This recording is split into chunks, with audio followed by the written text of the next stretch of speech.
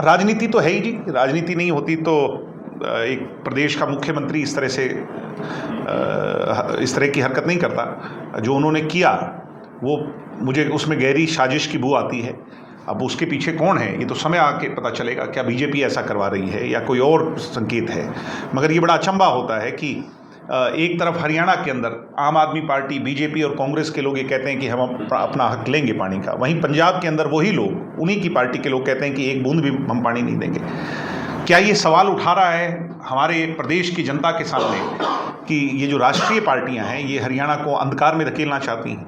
क्या भविष्य में पानी की इस लड़ाई के अंदर हमारे साथ दोगला स्टैंड रखना चाहती हैं? तो पानी की लड़ाई पर बजाय कि ये लोग बोलें, उससे पहले ये स्थिति स्पष्ट कर लें कि पंजाब में इनका अलग और हरियाणा में अलग स्टैंड क्यों है।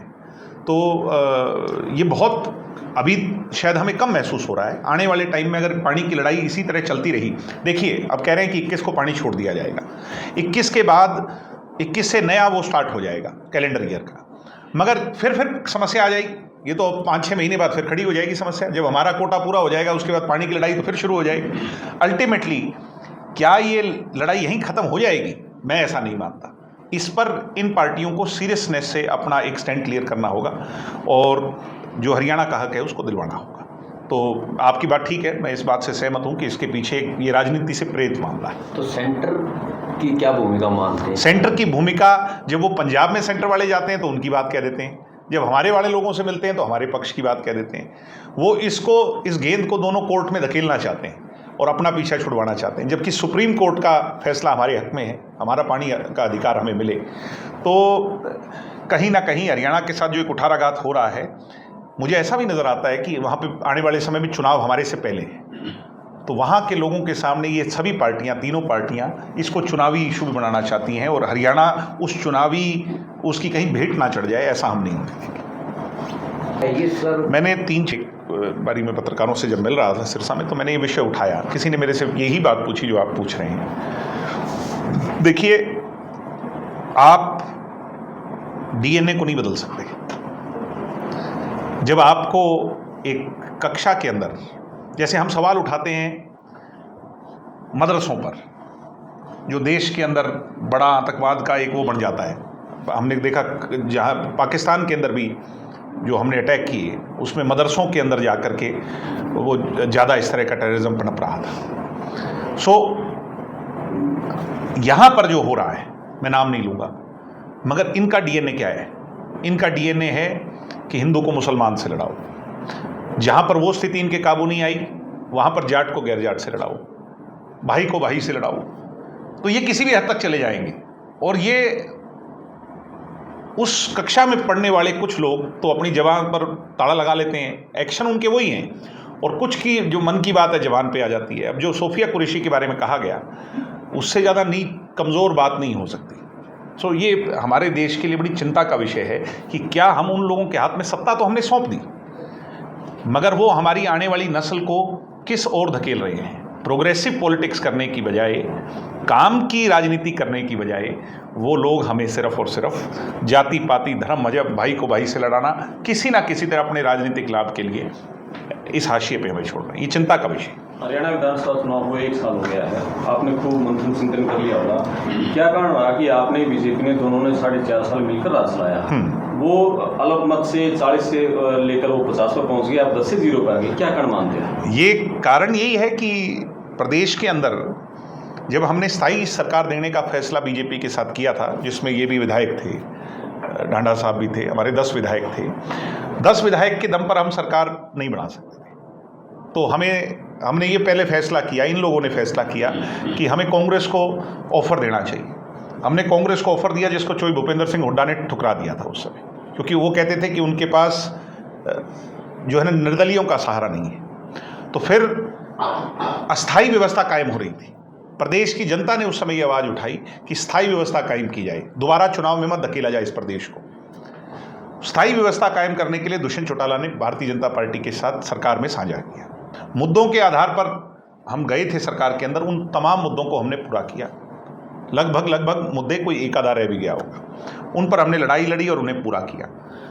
उसके पश्चात किसान आंदोलन का जब ये दौर आया, तो उसके अंदर वो जो गर्म हवा के थपेड़े थे वो हमें कुछ ज़्यादा लगे, हमें नुकसान उसका ज़्यादा हुआ, क्योंकि हम कृषि संबंधित पार्टी इसको प्राइमरी माना जाता है। और उसका नुकसान होते होते फिर ये दौर आगे चला गया कि कांग्रेस ऑल्टरनेटिव के तौर पर खड़ी हो। कांग्रेस के नेतृत्व ने जाति पाति और क्षेत्रवाद की भेंट इस हरियाणा को चढ़ा दिया।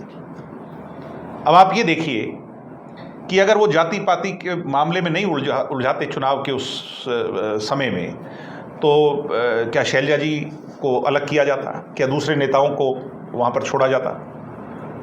वो तो सिर्फ और सिर्फ बाप एंड बेटा कंपनी बन करके रह गई थी, जिससे लोगों ने, जो कहते हैं ना कि जैसे हर माला में हर मोती को पिरोना पड़ता है, तब जाकर के सरकारें बनती हैं या एक किया जाता है। उन लोगों को तो सिर्फ ये था कि मैं और मैं और मैं, उससे आगे वो बढ़ ही नहीं पाई, और सिर्फ उनका क्षेत्रवाद का नारा जो है वो उनको ले बैठा। इसका बड़ा नुकसान हरियाणा को हुआ। हमें तो हुआ ही हुआ, मगर हमारे नुकसान होने ना होने से कोई फर्क नहीं पड़ता। जब प्रदेश का नुकसान हुआ कि तीसरी बार जो है, जब जनता मन बना चुकी थी कि इन लोगों को हटाना है, फिर भी एक ऐसे समय पर दोबारा इन लोगों को 40 से आप जो कह रहे हो 50 ऐसी जगहों पर आने, मतलब दोबारा इनको स्टेबल होने का मौका मिल गया। तो अनफॉर्चुनेट है, मगर कोई बात नहीं, संघर्ष के पथ पर आग के दरिया में पार होकर जाना है, फिर लड़ाई लड़ेंगे, हरियाणा की जनता फिर खड़ी होगी। मगर कांग्रेस से हरियाणा की जनता का कहीं ना कहीं विश्वास जो है अब उठ चुका है। यानी आप ये मान बैठे कि जो बीजेपी के साथ जाता है वो खत्म हो जाता है, और भविष्य में क्या दोबारा फिर ऐसे मौके मिले बीजेपी के साथ जेजेपी की भी जाएगी? नहीं, ये ऐसे मौके क्यों आए? हम अपने दम पर अपने पैरों पर खड़े हों, हम उसके लिए प्रयास करेंगे। और हम जब चले थे, आपके यहीं से चले थे 2019 के अंदर, जींद से ही ये पार्टी खड़ी हुई चली, तब हमने अपने पैरों पर सस्टेन करने का जो है ना प्रयास किया था। तब हम कम समय में 6 महीनों में 10 सीटें जीत करके आए, 16-17% वोट लेकर के आए। हालात परिस्थितियां ऐसी बनी कि जो है स्थायी सरकार प्रदेश को देनी पड़ी। 4.5 साल हमने चलाई, और जिन मुद्दों पर हम गए थे उन मुद्दों को पूरा किया। मगर मैंने जैसा कहा कि वो जो एक ऐसा बवंडर था, उसके अंदर हमें ज़्यादा नुकसान हुआ। नहीं, हरियाणा से बाहर भी हमने देखे, जो बीजेपी के साथ गया वो आ गया। इसको ये आकलन आप बेहतर कर सकते हैं, मगर मैं नकारात्मक दृष्टि से इसको नहीं देखता। हम प्रदेश की जनता का भला करने के लिए बीजेपी के साथ 4 साल शासन में रहे, हमने काम किया। आज हम शासन में नहीं हैं, हमारे विधायक नहीं हैं, हम फिर प्रयास करेंगे आगे। क्या आप उसमें विपक्ष में बैठते तो बेहतर नहीं रहता? ये इफ दैट बट हाइपोथेटिकल राजनीति के अंदर ये इन बातों का कोई जवाब नहीं होता। अगर ऐसा होता तो ऐसा होता, अगर दिन होता तो रात नहीं होती, इन बातों का कोई जवाब नहीं है। मगर आज सच्चाई ये है कि प्रदेश की जनता इस सरकार से दुखी है। और आज आप क्राइम का रेशो देख लीजिए, मेरे हिसाब से कोई इस मुद्दे को उठा ही नहीं रहा। बहुत गंभीर विषय है। हरियाणा आज जो क्राइम के अंदर हर रोज़ दिन प्रतिदिन कहीं ना कहीं गोलियां चल रही हैं, कोर्टों के अंदर जाकर के फायरिंग हो रही है, लोगों को मारा जा रहा है, ये बहुत गंभीर विषय है। क्या जेजेपी अकेले सत्ता में? एक मैं और आपसे रिक्वेस्ट करूंगा इस प्रेस कॉन्फ्रेंस को ख़त्म करने से पहले कि हम आज के दिन ज़रूरत है भारतीय जनता पार्टी के सामने सभी विपक्षी दलों को मुद्दों के आधार पर राजनीति करनी। हम एक दूसरे से ना लड़ करके मुद्दों के आधार पर सरकार से लड़ें, क्योंकि सरकार से नहीं लड़ेंगे तो प्रदेश की जनता को इसका खामियाजा भुगतना पड़ेगा। आज ज़रूरत है पानी की लड़ाई, आज ज़रूरत है प्रदेश को व्यवस्थित तरीके से चलाया जाए। ये लोग तो मेरे हिसाब से तो प्रदेश सरकार जो हरियाणा से चल ही नहीं रही, ये तो चली दिल्ली से रही है। और कौन चला रहे हैं आप मेरे से बेहतर जानते हैं। आज टोटल अफसरशाही हावी है। आपके यहाँ पर मैं कल परसों की वीडियो देख रहा था, जो डिप्टी स्पीकर है उसको अधिकारियों को कहना पड़ रहा है, यानी पब्लिक रिप्रेजेंटेटिव की क्या हैसियत रह गई है इस सरकार के अंदर। ये बड़ी चिंता का विषय है। धूप में बिठाया जिसको, मैं वही कह रहा हूँ भाई, जब पब्लिक रिप्रेजेंटेटिव जो जनता के मत से चुना हुआ नुमाइंदा है, उसकी हैसियत बीजेपी ने खत्म कर दी। ये तो मुझे लगता है कि कोई और लोग ही चला रहे हैं। आप एकजुट होने की बात कर रहे हैं, जब भी जसपा की बात चलती है तो इनेलो सामने आ जाती है, इनेलो की बात चलती है तो जसपा सामने आ जाती है। तो क्या वो दो, मैं यही कह रहा हूँ कि आज जब शाम को ये खबर चलेगी तो मेरी पुरानी पीछी सारी कही हुई बातों को आप भूल जाओगे, और जो ये बात सवाल आपने पूछा यही चलेगा, क्योंकि इसके अंदर मसाला ज़्यादा है मगर इसमें दम नहीं है। नहीं, वो पेच कहाँ फंसा हुआ है? कोई पेच नहीं है।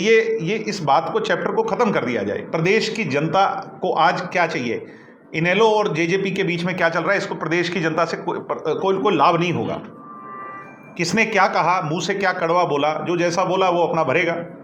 इससे प्रदेश की जनता का क्या भला है कि मैंने किसी के बारे में क्या बोला और किसी ने मेरे बारे में क्या बोला। प्रदेश की जनता का भला तब है जब प्रदेश की जनता के हित के मुद्दे उठे। उचाड़ा के अंदर आपने बहुत पैसा दिया था उन्होंने और खूब काम करवाए, जब मौका मिलेगा उसका आपको मतलब वोट नहीं मिला, क्या कारण था इसका? अब ये तो जनता प्रजातांत्रिक प्रणाली में एक मंदिर है। मंदिर में जब आप जाते हो तो आप मांगते हो, कई बार मिलता है और कई बार नहीं मिलता, मगर आप अपने कर्म पे तो टिके रहते हो ना। हमारा कर्म है करना। कमी कहाँ रही? कमी हमारे में रही होगी, जनता में तो कमी नहीं थी। जनता ने हमें बनाया, हमारी हैसियत से ज़्यादा हमें दिया और फिर दे देगी जनता से। हम मांगेंगे जाके, अपनी गलतियों को सुधारेंगे, कमियों को दूर करेंगे और जनता से जो हमारी कोई नाराज़गी है उसको जब दूर कर लेंगे तो जनता फिर देगी। कार्यकर्ता नाराज थे सर, अब वो वापस जेजेपी में आने लग रहे हैं, इसको ऊपर क्या? ये सकारात्मक, हाँ ये बात आपने अच्छी पूछी कि नए लोग पार्टी में शामिल हो रहे हैं और मुझे खुशी है जहाँ भी हम जा रहे हैं जो लोग भूले भटके, वो ये रोहतक वाले थापी अच्छी मारा करते तो इनने हमारे कुछ लोग बहका लिए, अब वो सब लोग वापस आ रहे हैं और मुझे सारे अनुमान। रोहतक के अंदर नया कार्यालय खुला, वहाँ पर बैनर लगाया गया है जी। रोहतक के अंदर जजपा ने नया कार्यालय खुला, जी। वहाँ पर एक बैनर लगाया गया, ओपी स्टॉल लगा जी, फोटो लगाया गया जी। अगर जी ने उस पर इतराज जताया, कहा कि हम उसको नहीं लगाएंगे। मैं फिर वही कह रहा हूँ, अब सारी बात को ले जा करके आप उसी पे मोड़ दोगे और कल जो बाकी काम की खबर है चलेगी नहीं तो लोग ये कहेंगे कि ये जो जेजेपी वाले हैं इनके पास और कोई बात ही नहीं है, और जब आप उनसे पूछोगे तो लोग ये कहेंगे उनके पास भी दूसरी कोई बात नहीं है। चलो बात, और सच्चाई ये है कि ये लड़ाई हम लड़ते रहेंगे यार, वो अलग बात है। आज प्रदेश के हित का मुद्दा जो है, प्रदेश का मुद्दा क्या है, प्रदेश, क्योंकि इन बातों से प्रदेश की जनता का कोई भला नहीं होगा। दिग्विजय जी, एक तरफ तो भाजपा के मंत्री सेना के बड़े अधिकारियों के खिलाफ आप शब्द बोल रहे हैं, लैंग्वेज ही उनकी कुछ हो रही है, डीएनए को थोड़ी बदल सकते हो आप। दूसरी तरफ वो तिरंगा यात्रा निकाले, वो क्या लॉजिक है तिरंगा यात्रा? मैंने आपको बता दिया कि आप किसी के अंदर को नहीं बदल सकते। जो बचपन से उनने सीखा है, उनके मन का भाव क्या है, उसको कैसे बदल सकते हो आप?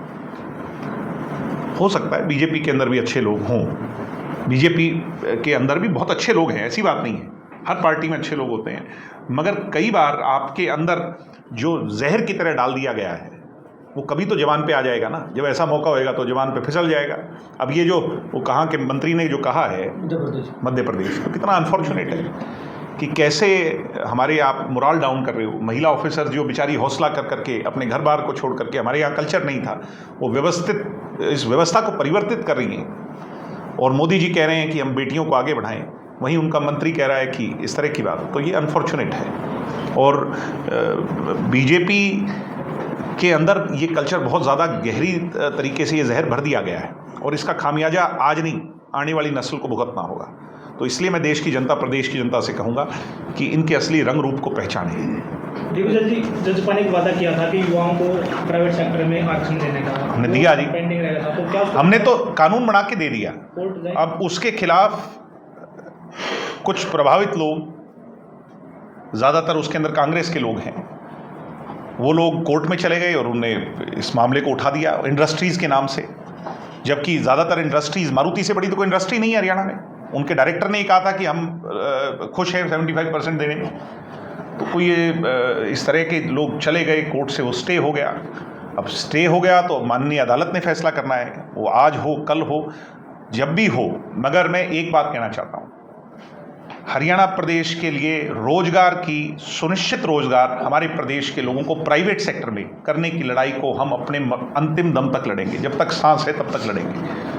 आज पहले भी लड़ी, आगे भी लड़ेंगे। अब मगर क्योंकि कोर्ट में मामला है तो मैं और आप कुछ नहीं कर सकते। इसके साथ साथ नई जिम्मेवारियां पार्टी ने सुपुर्द की हैं। जोरा सिंह जी को फिर से प्रधान बनाया, बड़े हमारे मजबूत पार्टी के सिपाही हैं और मैं इनको बधाई देते हुए ये कहूँगा कि जींद के अंदर फिर से पार्टी को 4 चांद लगे। और विकास जी को, जांगड़ा जी को प्रवक्ता बनाया है, उनको भी बहुत बहुत बधाई, सभी को बहुत बहुत बधाई। और अभी बहुत जल्द पार्टी, जैसा मैं कह रहा हूँ, बची हुई कार्यकारिणियों का भी निर्णय जल्दी कर लेगी। जैसे बाहें फैलाकर पंख फैलाते हैं और उस पंख को फैलाने का, हर विंग को मजबूत करने का सही समय है। युवा इकाई हो, इंसो हो, हमारी किसान इकाई हो, हमारी बैकवर्ड की हो, एससी की इकाई हो, बहुत जल्द सारा पार्टी फैसला कर लेगी।